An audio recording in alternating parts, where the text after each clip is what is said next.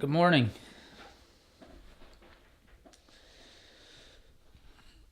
Good morning, everyone. How we doing? Go Rangers. You finished Stranger Things? Yeah, I like Stranger Things. Makes me want to lose money trading options.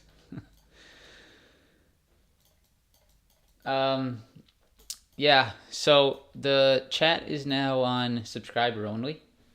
So hopefully that helps a little bit. Helps the distraction a little bit. We'll see what happens. We'll have to see if the bot comes back. But anyways, good morning. How's everyone doing? Another pretty ugly day on the market yesterday. What I call it a 740. Yeah, Tesla was nice. 760 hit. Go. Yeah, great game for the Leafs as well. If the Rangers make it through, I want the Lightning to win so that I could go watch a game, even though they'll play in 2 rounds. If the Lightning or if the Rangers don't win, then I don't mind the Leafs going through. But anyways, yeah, nice call on Square. That was sick. Congrats anyone on Square. We called that out. Tesla at 760. We've been talking about that for a while. Amazon in that volume profile. We've been talking about for a long time. Is the chat not on subscriber only?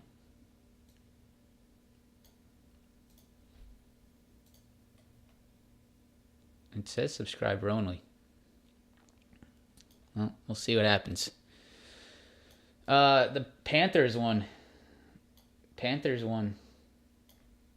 Comeback. I think they won. Yeah. All right. Pretty sure. Yeah, they won 5-3. All right, guys, let's get started. So, yesterday we broke through a lot of key levels. This thing's a little low on me. We broke through a lot of key levels yesterday. A lot of just sort of flushes through major levels, and you guys saw that. You guys saw that we just sort of slipped and continued to slip through some very key levels, which we'll look at today. Crazy weakness. Sellers are still just continuing, guys. I don't see this changing, unfortunately. You can just tell by the price action. Yesterday, we put in our best attempt of holding up early morning, but just could never get back over that CPI level. So you guys saw early morning yesterday, we had the CPI data. We dropped off that CPI data, and then we saw a little bit of a bounce off that 12.2 level, right? 12.2 was a level on the Nasdaq we talked about. We bounced off of it. However, that push quickly failed. The ES pushed back into pre-CPI levels and just rejected again, like we've seen every single other day, and moved back and slid the rest of the day. So for me yesterday, I had a small red day. Unfortunately, I had about a $200 loser yesterday. I basically used too much of my buying power early morning. This is something that I need to work on. I used too much of my buying power early morning, and I was out of the game by like 11 o'clock. And like 11 o'clock was where everything started to just die off. And that would have been easy money for me because I know I could have made money in the straight downside that we saw from 11 to around close. So unfortunately, I did not have the buying power to take advantage of that. And that is a downfall of a cash account, but that just requires some better management on my side. So today, I will definitely be a little bit more calm to use my buying power. So let's go ahead and get started. So futures, as always, economic earnings calendar, as always, Facebook gap fill. You guys know we've been looking at that Facebook gap fill.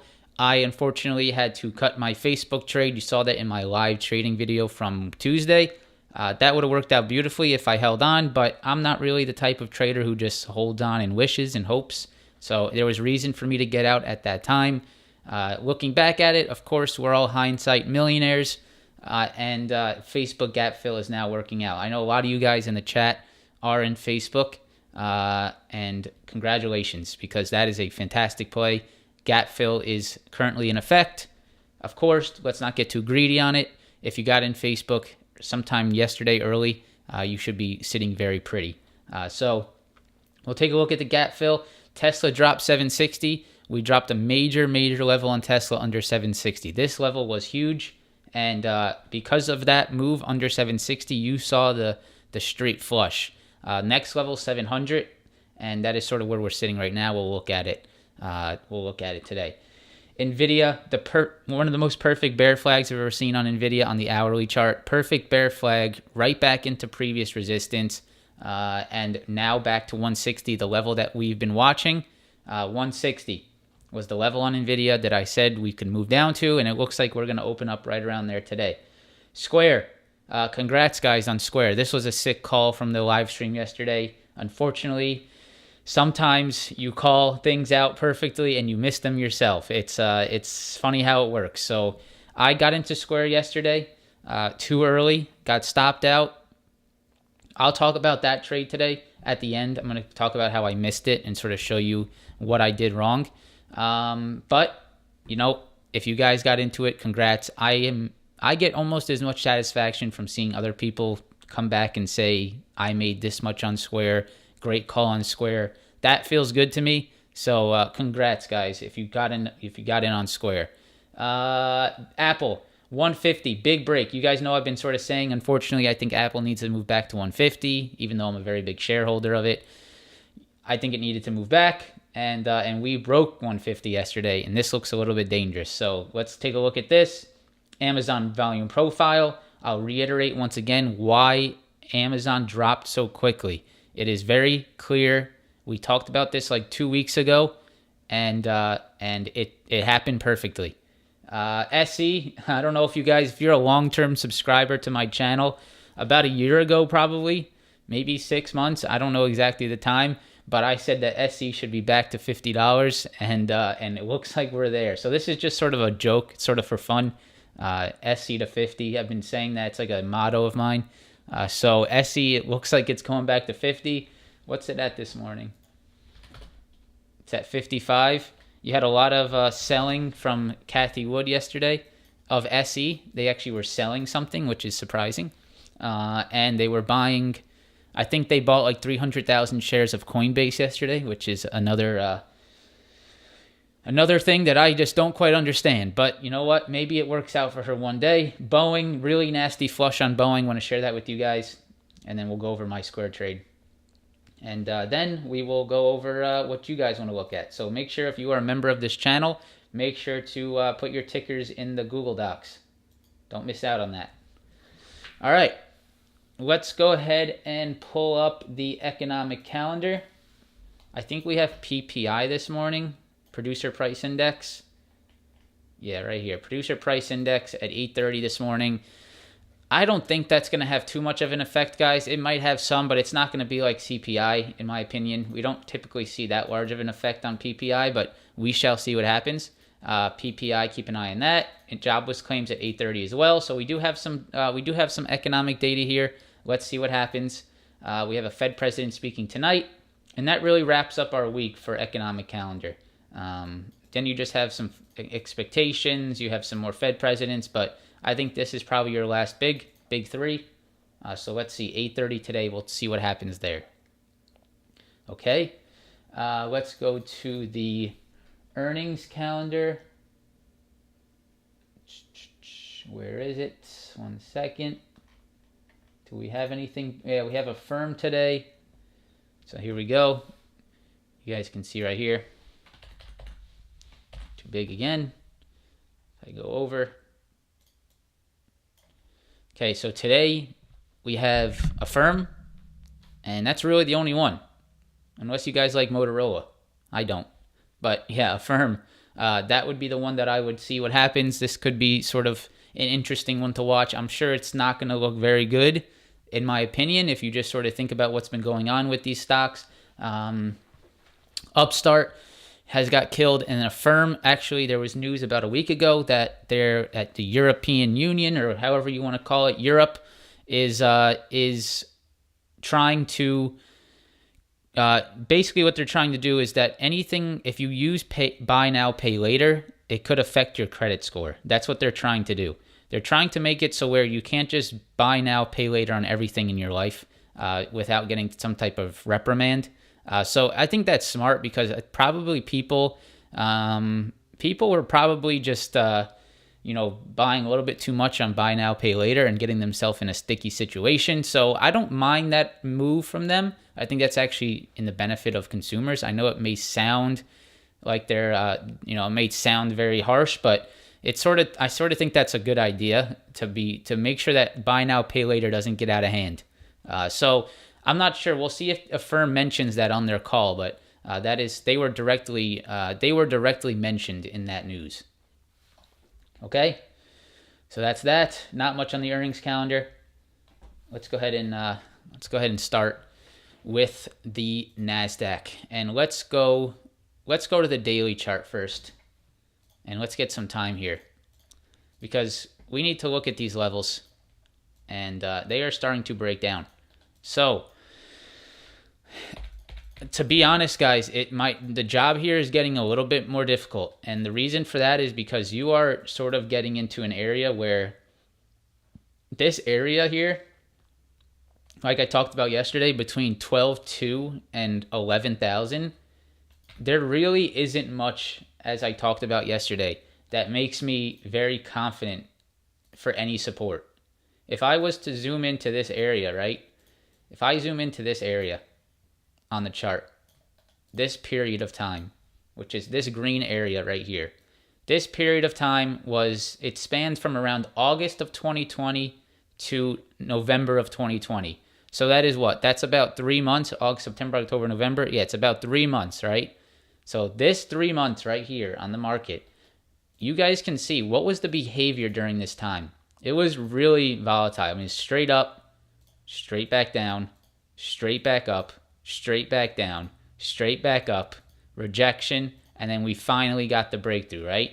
So if I'm seeing a straight up, straight down, straight up, straight down, straight up, straight down move on the Nasdaq market during this period, and if we are now trading in that zone, if I look, so we're now trading there, I don't really have much confidence on anything here to think that we're going to hold any of these levels. Why would I think any of these levels hold? If this was just straight up and down, then I don't have confidence on anything before these lows right here, right? This is where the market held at that time, right? It was able to hold the 11,000 level. So to be honest right now, guys, I don't really think you hold much of anything in here.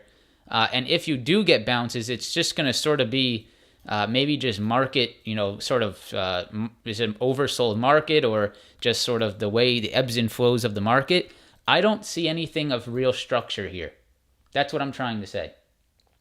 The last real structure that I saw was here, right? Because this is where you rejected. This is where you had support. And then you flushed right through it. You flushed right through it. You tried, right? We tried for a day right here. We had 1 day of trying to hold there. But now that we are below, I really can't tell you guys with any confidence any support levels until 11,000. I don't want to lie and make something up. I mean, I could see like, okay, you got like the 11.6 here. You have the 11.8 here. You have some pivot levels on this daily chart. If I zoom in, you could call, this 11.6 right here a pivot. So something like here, resistance, and then we flush through it. So you can say that there's something here at 11.6, but is that very strong? That's 2 years ago right here. That's 2 years ago. Is that 11.6 very strong? I don't know. So I think 11.6 is worth the watch. 11.550, 11.6, I think that is worth the watch to the downside. But ultimately, if this market stays what it's doing, I think you see 11,000. Ultimately, if we stay on the track that we're currently seeing, I would think we see 11,000, which is the lows here of 2020 September, July, August, September of 2020 would be 11,000. So that's the long-term analysis for you. It's a little bit hairy on the long-term analysis, right? You still got some pretty decent downside on the short term. For trading opportunities today, here's what I would look for trading opportunities today, right? Because these are two different things. Where can we find trade opportunities today, and then where are we going in the overall market? So on trading opportunities today, here's what I'd watch. The first rejection I'd watch is 11,950, 12,000, right up in here. Why? Because you have a previous support that turned into a resistance. So if you get any type of bounce today, I would first look for a rejection right here. This is my first rejection point today. 11,950, 12,000, right there. That's my first level. The next level, if we see more than that, is probably this minor level here, this pre-market or after hours high, right around 12,070. That's my next little rejection point. That's this pivot high right here from pre-market, after hours. And then if we get through that, you are not getting through 12.2. I mean, that would be very astonishing to me. If we see a move through this 12.2, which is, you can see how heavy this level is, support. If you see a move into 12.2, then I would definitely be looking to play that to the downside. I would be very shocked to see this type of move and actually hold 12.2. That would be pretty interesting if we do get that. If we do get that, maybe there is some sympathy to play. But here are the three rejection levels that I'm watching today. Where's the market want to reject? Because there's always going to be a little pre-market push. Pre-market or morning push, that's typically what you'll see in a market that's downtrending. You'll see some short covering, some really weak buying in the morning. You get that bull trap, and then you try to play it back to the downside. So that's what I'm looking for. Either a push into 11,950, 12.70, or 12.2. I'm looking for rejections at all three of these levels. That's what I would look for. Okay, that's short term. That's just, today's trading opportunities, right? I want to show you both. I want to show you, there's no reason to be bullish here, guys. I mean, how are you bullish right now? I'm sorry. I'm a really big bullish person. I buy shares. I love seeing the market go up. I am very bullish, typically, but you just can't be, guys. I mean, there's just nothing. There's nothing here to be bullish about, right?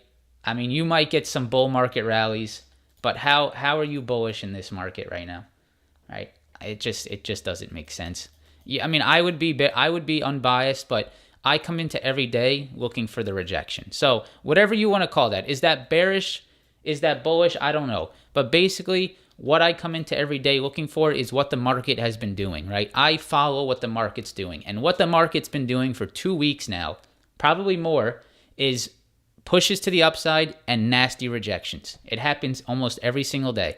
So is that bearish? I guess you could say it is.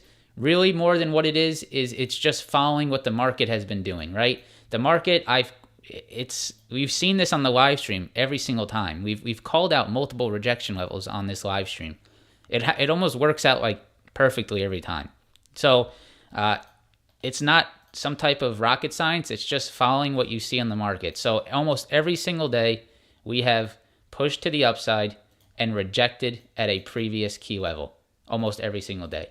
So am I going to try to buy calls in a market that just rejects at key levels? Hell no. Absolutely not. Why would I be doing that? Okay. So I don't know if I've traded a call for the last 2 weeks. I really don't know if I've bought one call over the last 2 weeks. All right. Anyways, that's the Nasdaq. That's my feeling. You continue to reject every time you push higher. There's just really no reason to be trying to find something that's not there, guys. Right? Your mind can make you try to think of something that's really not there, and I would recommend not doing that. Okay, so we have a fresh, clean chart on the ES. This is the previous level that we needed to hold right here around 41.30. You guys can see we needed to hold that 41.30. We did not. We slipped right under it. Big slip right under 41.30.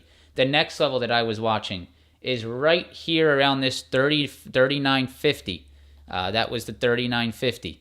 You guys can see right here. This was another previous high that I was watching. We slipped right under that 39.50 yesterday. Why did we move so quickly here? Right? I talked about this. Why did the ES move so quickly to the downside here? Can someone answer it for me? I'll wait 10 seconds for the lag to go away. I'll wait till I see an answer to it. Why did we move so quickly down in this move? Why was this move so quick to the downside? It has to do with something that's happened in the past. Let's see. Let's see who gets it.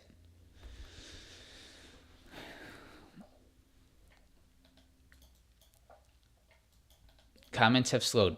Volume profile, I guess you could call it that. Yeah, straight up. Pretty much. Right here. Right? Look at that. Look at that.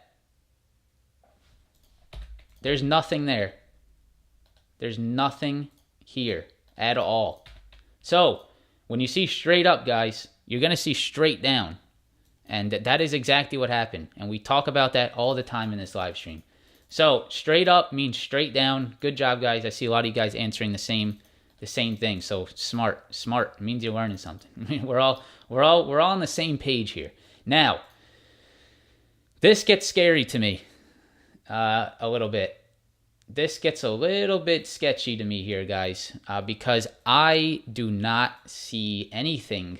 Like I said on the Nasdaq, I just don't see anything until this 3,600 level. I just don't. I mean, I mean, you have a trend here that was sort of just trending up. If I zoom into this period in the market, right? So this is where we're at. We're under. Where are we at now? Let's see. We're at 3,900. So let's go ahead and analyze this. We're at 3,900 right now. We're trading around right here. Right here we're trading. I just don't trust anything in this area to have a real structure. I would really only trust sort of this area right here. Right around that 3,600. You have a high, you have some consolidation. So you have a little bit of that shelf. This is the same period on the Nasdaq, right? Right? This is the same period on the Nasdaq, where we said that there's nothing in that area, right? When we said this on the Nasdaq, what is this? This is August to November. Now, if we go to the ES, August to November, it's the same thing. So, right? I just don't quite know if there's anything strong here in this area. And that's concerning me. You could say there's some pivots here, 3760. You could say there's 3700, right? These pivot lows right here. You could call out those as potential support levels, but I just don't know if that's very strong if the market continues to slip. And that is why I am a little bit concerned about the potential for the ES to move all the way back down to this 3600. 3600 would really be the next level where I would actually say, okay, this could hold here. Before that, and I don't mean to spread panic here, guys. I'm just trying to show you what's on the charts. There really is not much of anything in this straight up move. You know, we went straight up. So there's some small little pivots. Yep, that's really it. There's some small little areas you can watch out for. 3760, 3700. I just don't know. It depends on how strong, aggressive the downside is. Does it show in the volume profile? Let's see. Let's see what the volume profile is showing us today.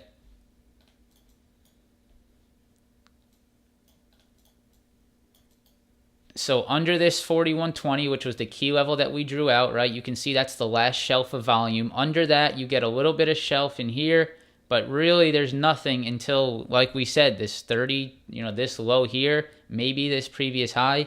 But yeah, there's just really nothing in this area here to make me believe that we're going to have any type of really strong hold. So I just want to prepare you guys. I want to make sure you're aware of what's on the charts, because right now it's a little bit sketchy to me. I really don't see anything that makes me say, okay, hey guys, we might be able to hold here. I don't have that confidence right now. So I'm going to continue to look for that slip, maybe down to that 36. things can change. Economic data could change. War in Russia, Ukraine could end, and we could see something crazy happen. So that is always something we need to be aware of as well. Okay, the Dow. The Dow is a very similar story. The Dow has slipped the key 32,000 level. You can see right here. We have slipped that key 32,000 level that we've been talking about right here. And underneath that, the volume doesn't start to pick up until around 29.6. So this is another little zone of low volume here on the volume profile, as well as on the chart on the price action.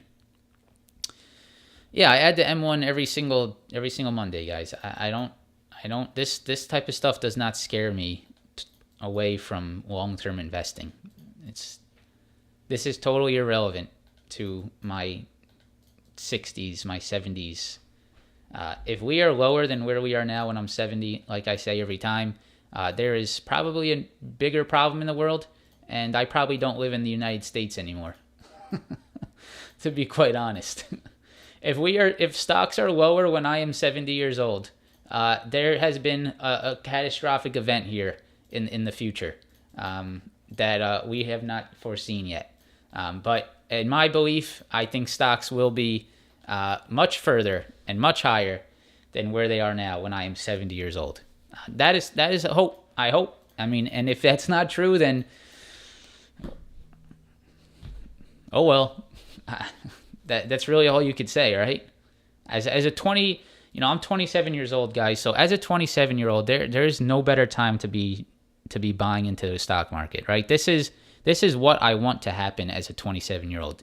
If you have money that you don't need for your immediate expenses, this is what you want to happen, right? You don't want the stock market to keep going up and up and up and up.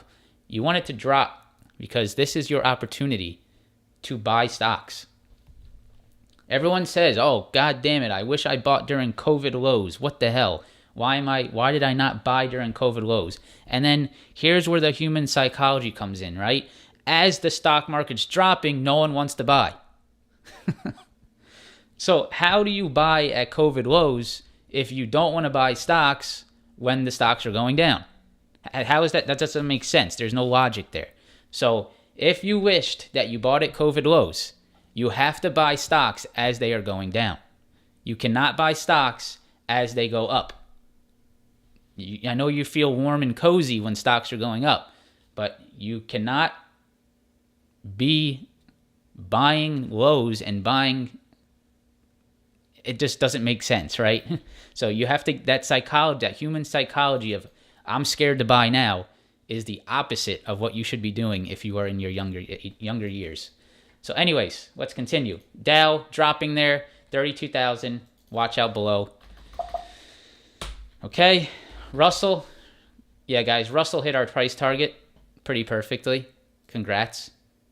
This was always destined, right? This was always destined for 17. There's no questions about that. Look at that. Look how perfect. So, perfect price target, perfect level. Congratulations if anyone played this. But yeah, just gorgeous stuff. Let's see what happens under 17. I'm just going to see. I don't play the Russell. I don't play any small caps. But yeah, Russell, perfect. Volume profile showed it all. And you don't even need the volume profile. This is what you need. You need to look at this price action right here. What did this price action do? It was vertical. If it's vertical up, it's vertical down. And that is exactly what happened. So just gorgeous stuff there in the Russell. All right. It's 8:30. We got to move on. So Nasdaq, I would look for bounces and rejections. Bounces and rejections, as always. Facebook. So Facebook, we've been talking about the gap fill for quite a while now, and it is happening, right? Yeah, let's see what happens in 30 seconds on PPI. But yeah, we'll do Facebook real quick. Facebook gap fill, guys. You had to drop 193. That was the lows of this candle. And we dropped it yesterday. And you guys can see, after dropping the lows of 193, oh wow, I didn't even realize what this did here. Holy crap. I did not realize that. Look at that rejection yesterday. And where did that come in? 193. Holy shit. Wow, I missed this because I wasn't really watching the stuff. I really wasn't watching the market towards end of day, guys. Look at this break and retest of 193. That is really clean. So, yeah, 193 was the gap fill level. You broke it. You really slipped hard. You came back into it. You couldn't get back above it.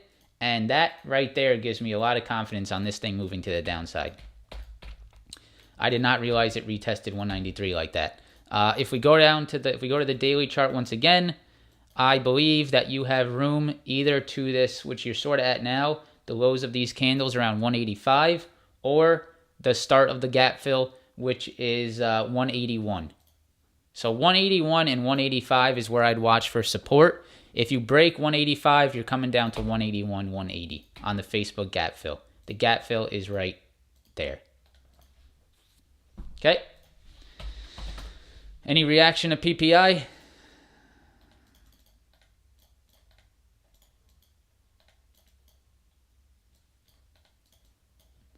Let's see what Walter's got for us.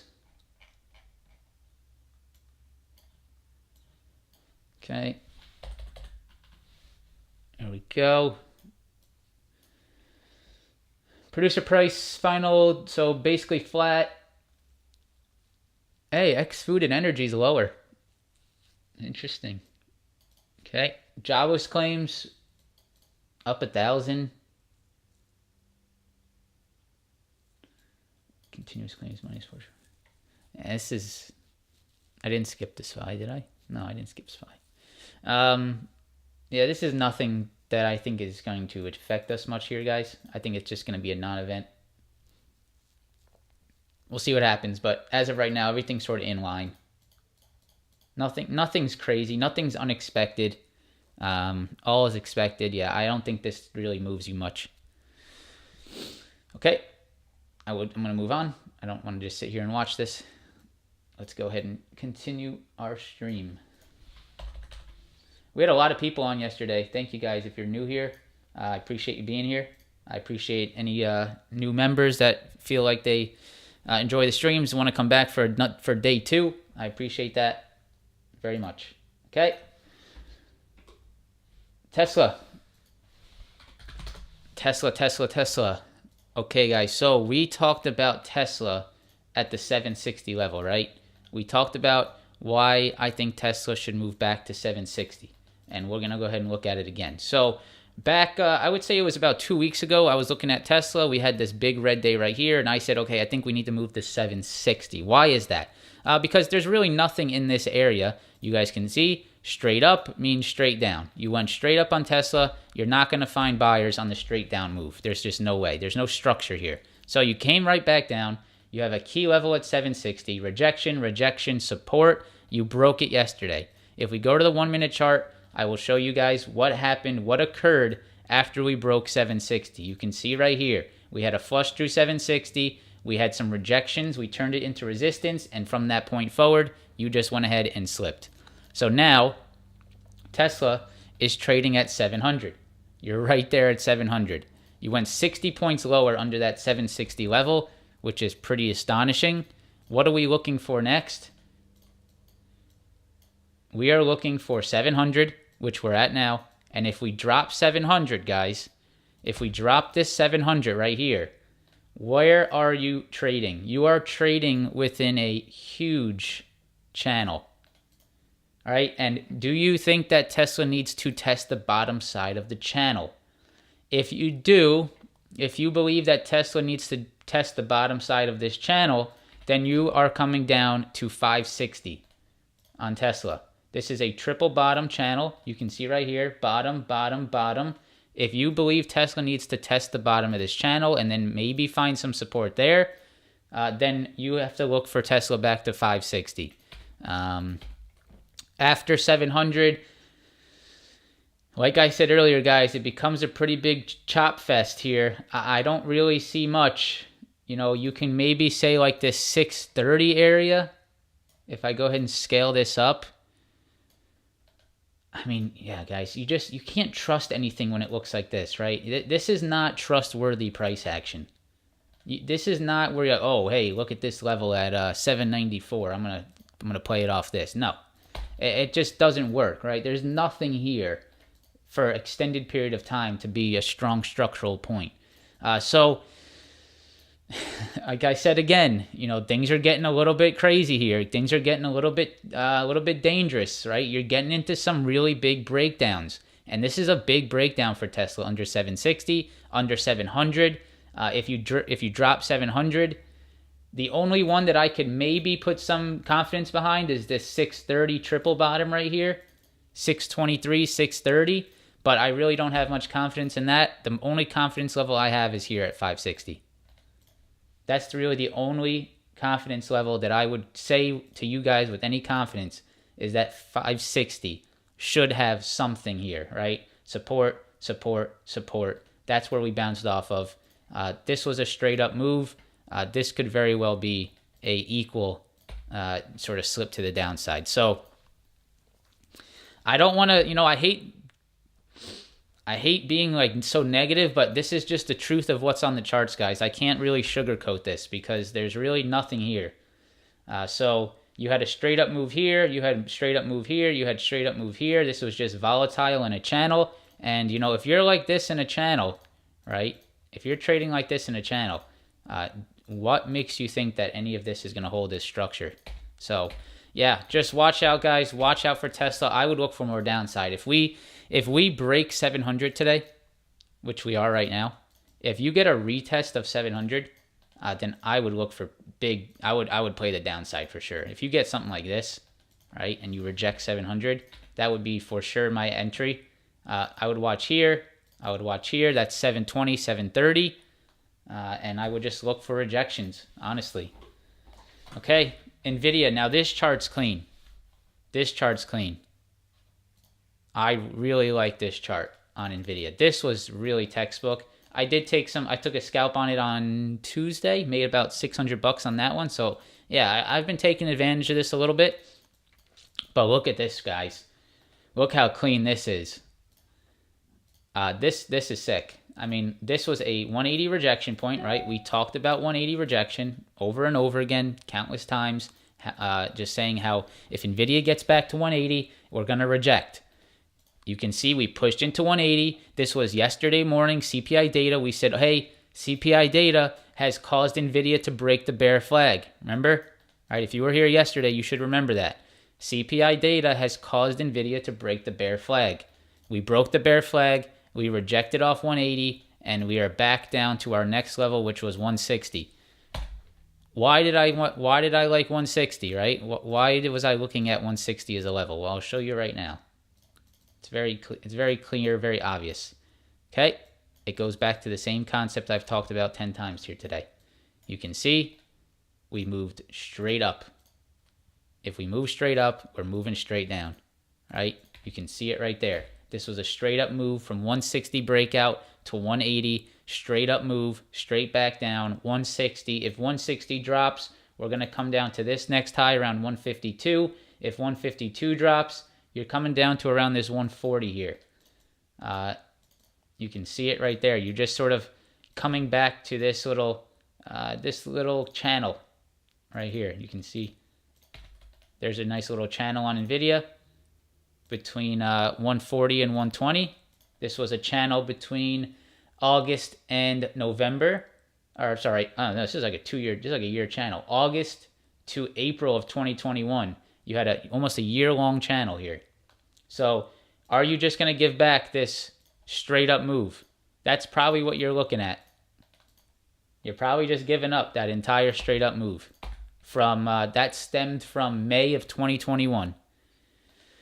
Yeah, you do have earnings coming up next week, which could put a little change in the story, but just overall technical, guys, back to 160. If you break 160, you're going to see probably 140s.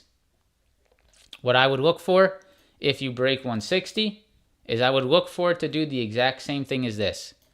I would look for a break of 160, right? If I could just...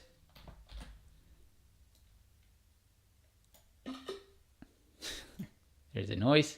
If I could just mimic this, Somehow, that's what I look for, right there. That's exactly what I would look for. Can you picture this? Right? You go down, you retest, you move down, you retest 160, and you move down to 140. I mean, this is literally exactly what I think you see here. So as long as you continue to slip in this market, you move down, you retest 160, and then you move back down to the next level, which is 140. Perfect. That's exactly what I would look for. So if we see the 160 break, I'm looking for this. Right there. How would I play that? You have to see an intraday retest of one. You got to see some rejection at 160, Siva. Yeah, you got to see 160 hold. Got to see it hold below 160, like for at least a few hours. You know, maybe at least 10, 15, 20, 30 minutes, something. You got to see. You got to start seeing those rejection candles coming in. You got to see multiple attempts of 160. Starts to show rejection. Those rejection candles start coming in. Then you can play it, and you can put your stop over 160, right? Okay. Okay, that's that. That's what I look for today. Square. Just a sick breakdown, man. I just cannot believe I missed this, honestly. It hurts. It really does hurt. This one hurts a little bit.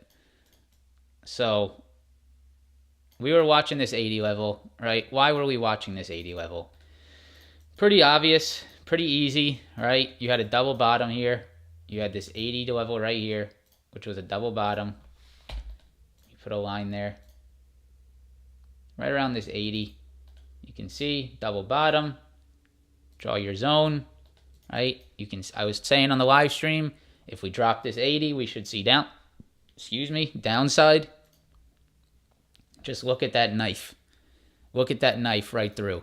If we go to the 1 minute chart, we can see that we did. This is where, and I'll talk about it in a second, where I actually got sort of faked out of this move. We'll do it at the end of the live stream. But you can see we tried to hold 80. We broke it in the morning, bounced up. We tested it again, and ultimately this was the slip that just caused the absolute melt. And something that I want to go ahead and showcase to you guys right now on Square is how ridiculous this 9 EMA grind is. Look at the 9 EMA on the 5 minute and the 1 minute. 9 EMA, right? All this 9 EMA. 9 EMA fail, 9 EMA 5 minute. Look at this trend on the 9 right here. Look at that blue line. Look at it hugging the blue line like it just wants to sit right below it. You get one push here up until like the 15-minute 9 right here. That's the red bar or the red line, and then you come right back below. So just a crazy grind below the 9 EMA after that break of 80. That was a pretty astonishing move there. So moving forward, now that we missed it, if I go out and get more time, let me put the right charts back on. Okay, now that we dropped there, could Square move to 36? Could Square move to 36? COVID lows. I don't know. I can't answer that question. But that, to me, looks like it has the possibility of seeing this right here. That, to me, has the possibility, in my opinion, to come down to this 36. That would be pretty astonishing to see the virus lows here on Square. But with the price action I've seen, with the price action yesterday, with its correlation to Bitcoin, which is another problem that's causing us, giving Square problems, I think Square is getting beat down because of its connection to Bitcoin a little bit. This is looking dangerous. So watch out for more slippage on Square. That's all I'll say. Look for rejections. What am I at? Apple. Apple. This is a big break on Apple. You guys can see Apple little double bottom there. We sliced right through it. The next level you're coming to is probably these highs around 144. Then you're coming down to these 138s, 140s right here. Probably the strongest one is probably here at 140, 138. You can see previous high, previous high, previous high, turned into support. So I think you're probably going to see 140. That would be where I think your next test is on Apple. Right here to this previous high into support, 140 on Apple, guys. If you see a retest of 150, you guys should know what to do. If you see a retest of 150, you know what to do. You do not buy calls at a supply zone. You do not be the person that buys calls at 150, thinking that it's going to go ahead and break through this major level. It is not. Not in this market.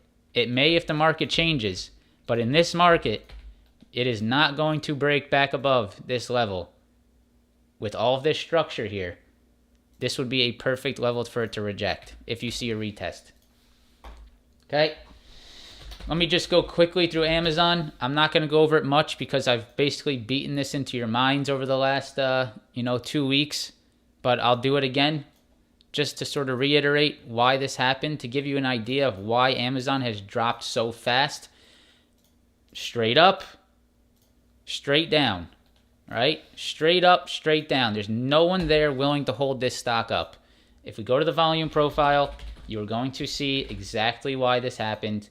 If I go here, there is nothing until around 1900, 2000. This is the reason right there why Amazon has fallen so quickly. There's no other reason besides this. And that is all just based on volume price action. That's it. Volume and price action. That's all that matters here. No, RSI, no MACD, no none of that. It has nothing to do with any of that. All it matters is that Amazon was straight up on low volume, and now that it is retesting those levels, it is going to move straight down because there is no support in these levels. So you're back to this pivot here, right around this 2050. If you drop to 2050, you are trading back within the channel that Amazon traded in for about 2 years. Amazon traded here from 2018 to 2020. So Amazon traded, I'm sure you guys remember here, traded sideways for 2 years. And you are potentially slipping right back into that level. So watch out for that. Okay. SE. Oh, SC. What a stock. This was the most ridiculous stock of 2020, I think. This went from like 10 to 300. Absolutely ridiculous. This is the greatest example of what I'm trying to get across about no support. This is the greatest example. I mean, this move was nothing but vertical. If I go to volume profile on this one,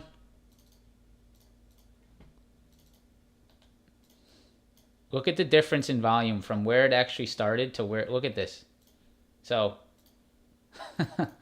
yeah, SC's going to 50. Congratulations to anyone that caught this. I forgot when I started to look at SC. I think it was back towards like the $100 level, 150 right here, and I was saying you're probably going to come back to here. It's just a matter of price action and volume. What a crazy chart. What a crazy chart. So I think you come back to this pivot around 50. Anyways, I'm not going to spend too much time on SC. All right, last but not least, I want to show you guys Boeing. This was a really nasty flush on Boeing, and I'll show you exactly why it failed when it did. And I'm going to go to the hourly chart, and I will show you exactly why Boeing failed when it did. And we were so about a week ago, right? 2 weeks ago, maybe, we were saying, hey, watch out for Boeing off this 143. You might get some upside. However, right, the first thing you need to watch out for is the potential triple top. We said this in the live stream. We have to say, okay, we have the bounce, but we want to see it over 157 because you can see we rejected this 2 times already. So I need to see this over 157. I need to see it retest before I can get confident. Now, what you can see, what ended up happening, everyone that was getting aggressive, right, buying this before the real breakout, buying it before confirmation hit, died, right? You did not get over the confirmation level we needed of 157. You triple topped, and that was it. You fell, you flushed right under this major level. If we go to the weekly chart, look how major this level was. You flushed right under it. I would say your next test is probably towards this 120 and then back to the virus lows, 89. That would be my next 2 levels to watch out for. But yeah, just a good example of, I think a good example of how important it is to wait for confirmation. Because if Boeing was able to break the 157, you probably would be able to get a little squeeze here. But you did not get the break ever. You just saw the rejection there. That happened really, really cleanly. So if I go back, let's go get 30 days. Look at this. Look at those rejections. Look how clean that is. Rejection, rejection, rejection. The last day, it tried to get through, and look at that candle. So if you're seeing that price action, guys, if you're in some kind of swing call trade or call swing trade, and you start to see a level like this reject, you cannot ignore that. You cannot say, oh, it's all right, it'll get through. No, you got to make sure you know where these levels are, right? This is a key rejection, and you can see how cleanly it rejected. So just a good example, just a really good example of how the technicals work here, about how that rejection came in, the flush came down, you broke under this low, and that was really it. Okay, I'm going to go over my my Square trade real quick, and then we will go over the stocks you guys want to look at, and then we will jump out of here. If you guys could take just 1 second to press the like button, that would be fantastic. All right, guys, so I lost about $200 on this trade. We can see right here. Here was my entries. Lost $220 on the trade. My entries was at 9:40, and I got out about a minute later.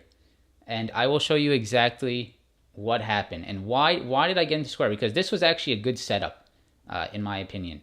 It really aligned with everything that I like to see. It was a retest, it was a 9 EMA fail, and the market was weak. So it aligned with a lot of stuff that I liked. It just did not work out, and that's going to happen. So Square, I got in at 9:40, and this was the trade that I was talking about in the live stream yesterday. Can we get a retest of 80? Can we get a fail of 80? And can we play this thing back to the downside? So what happened yesterday on Square? If I go to this chart, right, the first thing I had mapped out was my $80 level, which is right here. I had my $80 level mapped out. I was watching it early morning, and I said, okay, if I see this thing drop 80, I'm gonna go ahead and try to get in. I'm gonna delete these because they're not relevant. It was all about the 9 EMA. So I said, okay, if we drop 80, I'm gonna be looking for the break, the retest, and the fail. That's what I look for, right? So in the morning yesterday, I saw the break. I got the break. My first part of my trade was good. So I was in the voice chat saying, okay, we got 80. Now let's look for the retest. Let's look for the retest of 80. That's the key level. So here's the $80 level. Now what you can see is that it started to work. Right here at 9:40 on this candle, I got in. I got in right there.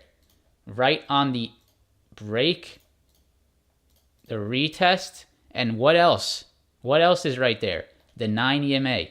So we had a break and retest, a 9 EMA fail, and a weak market. And that's my bread and butter, right? It doesn't mean that my trading strategy hits 100% of the time, because no one's does, right? But that typically is a very nice setup. This typically is a very good entry point, because for a few reasons.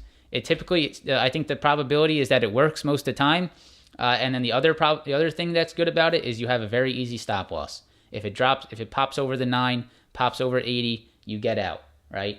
So you can see I got out at 941, which was the candle that popped right above it.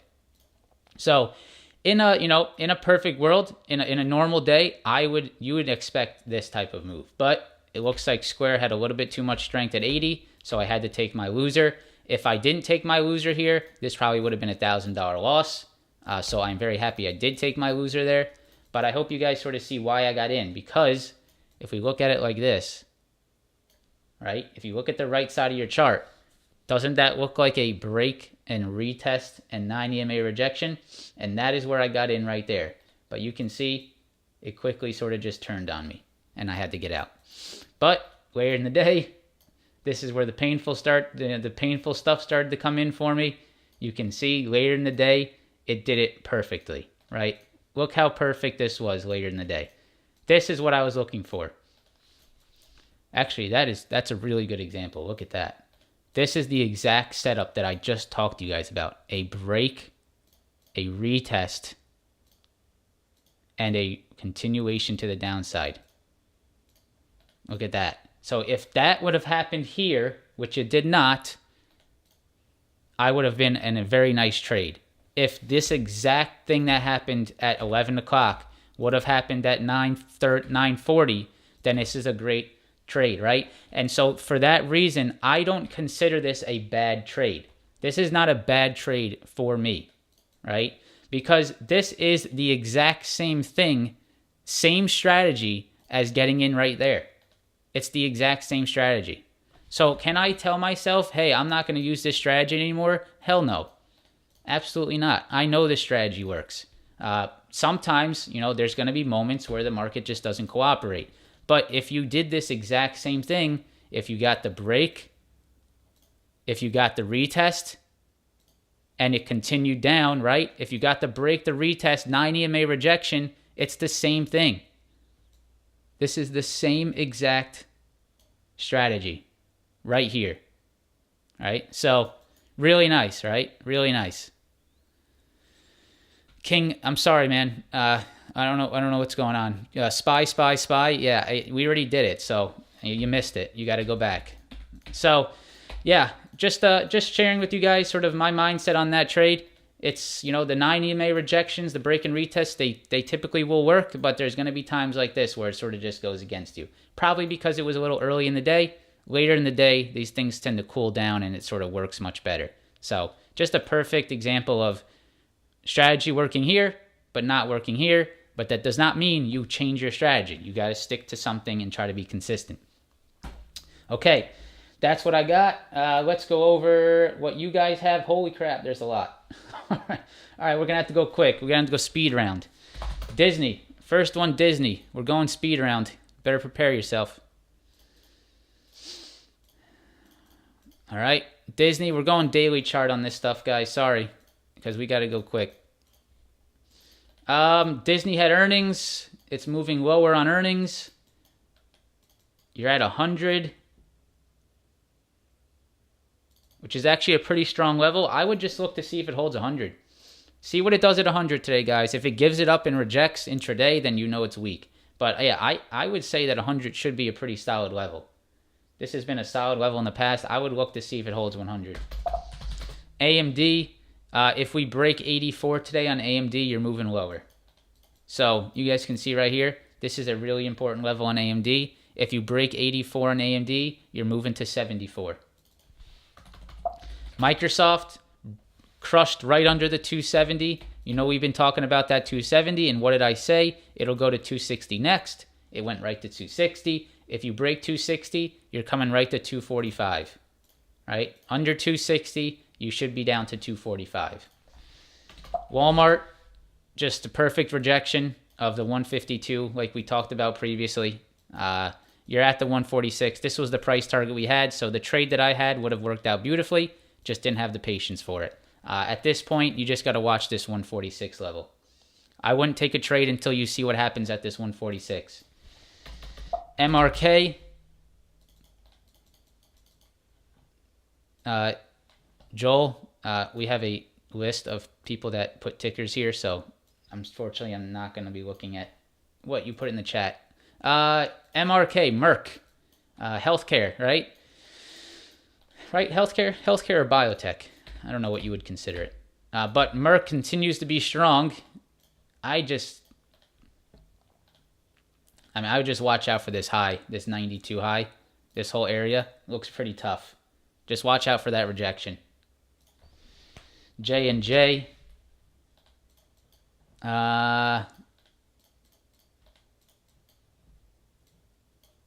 J&J needs to come back to this retest here. Yeah, J&J needs to come back to 172, 173. It's not going to just randomly hold in this area, right? Not going to just randomly hold here. It needs to come back down to here, and then it needs to do some testing, right? You're not going to just hold in a random area. So 172, 173 on J&J. JP Morgan. Yeah, banks are really weak, guys. I would just continue to follow that trend on the banks. They are very weak. What's going on with my chart here? There we go. JP Morgan, XLF. I would just focus on the XLF, guys. The XLF is breaking down key levels. Look at the downside again. Watch 32, 31 on XLF. If XLF continues to drop, so is JP Morgan. PFE. Yeah, I mean, just watch this channel. You're just trading in the channel. There's nothing you can do here. There is absolutely no reason to be trying to trade PFE here. You're in the middle of a channel. You do not trade until you see a rejection here or a support here, right? Big little diamond. You got to trade at the bounds of the channel. You don't trade inside the channel. There's no way to know what happens. AbbVie, I think, rejects this 154 and likely moves back lower. You can see on the daily chart. Look at all of these rejections. Just look at the wicks. Look at that and look at that. Look at all those wicks. Every time it hits 154, it wicks down and rejects. I think it needs to come down. Coin, last but not least, clapped. I got no words for you. Just look for downside. Just keep looking for downside.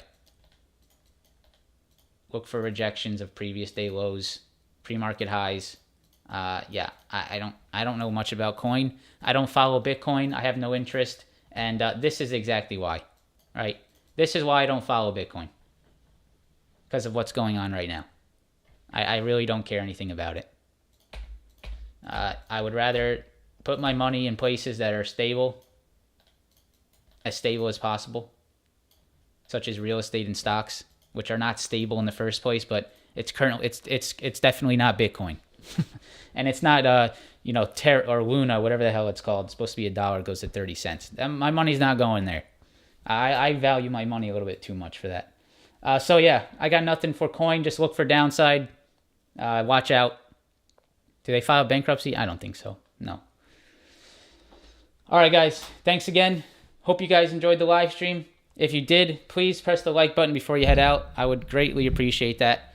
Thank you guys for all the support. Thank you for being here. USDC, I have no idea. I don't even know what that is. I'm telling you guys, I do not look at cryptocurrency at all. I don't go a single day looking at Bitcoin. Not a single day. Because it's just not, it's the same thing as the stock market. What's the difference? Why do I need to? It's crypto is proven to have no diversification to the stock market. If anything, it just overextends the downside or overextends the upside, right? There's no correlation.